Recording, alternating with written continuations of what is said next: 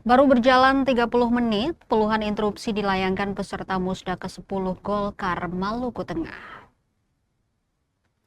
Musyawarah daerah atau Musda ke-10 Golkar Maluku Tengah berlangsung dalam situasi memanas, namun masih kondusif. Membuka musyawarah, Ketua DPRD Golkar Maluku Tengah Rudolf Lailosa dan Sekretaris Hasan Al-Katiri. Musda ke-10 Golkar Maluku Tengah berlangsung di Kecamatan Amahai, Maluku Tengah, tepat di Low Nusa Beach Resort, Rabu 22 April 2026. Pantauan tribunambon.com di lokasi Musda ke-10 dibuka sekira pukul setengah 1 siang waktu Indonesia Timur. Namun baru berjalan 30 menit atau sekitar pukul 12.53, sudah lebih dari 5 peserta yang menyampaikan interupsi sesaat setelah forum dibuka. Sampai pada tahapan pengesahan jadwal acara sidang, Hasan Al-Katiri yang membacakan jadwal acara diinterupsi oleh peserta sidang yang menanyakan surat keputusan atau SK pengurus Partai Golkar tingkat kecamatan.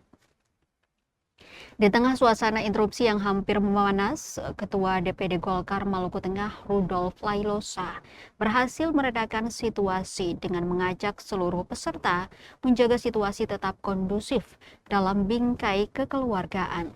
Hingga berita ini diturunkan, forum rapat pleno 1 masih berlangsung, sementara diskorsing guna pemilihan pimpinan sidang Musda ke-10 Golkar Kabupaten Maluku Tengah.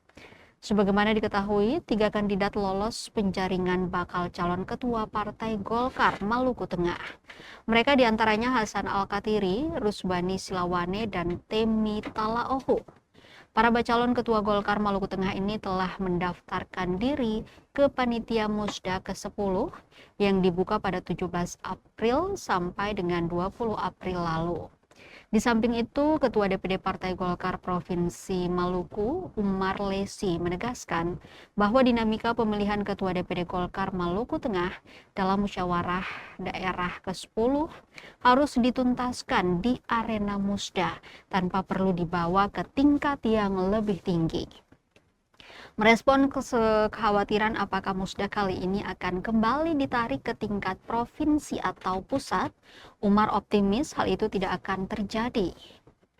Umar Lesi juga berpesan agar seluruh kader tetap menjaga soliditas meski tengah berada dalam tensi kompetisi. Menurutnya, semangat persaingan harus tetap berada dalam bingkai kekeluargaan demi kejayaan partai di masa depan. Umar menjelaskan bahwa berdasarkan laporan yang ia terima, pelaksanaan Musda di Maluku Tengah pada periode-periode sebelumnya kerap berlangsung panjang dan alot. Bahkan seringkali keputusan akhir harus diambil alih oleh kepengurusan di tingkat atas.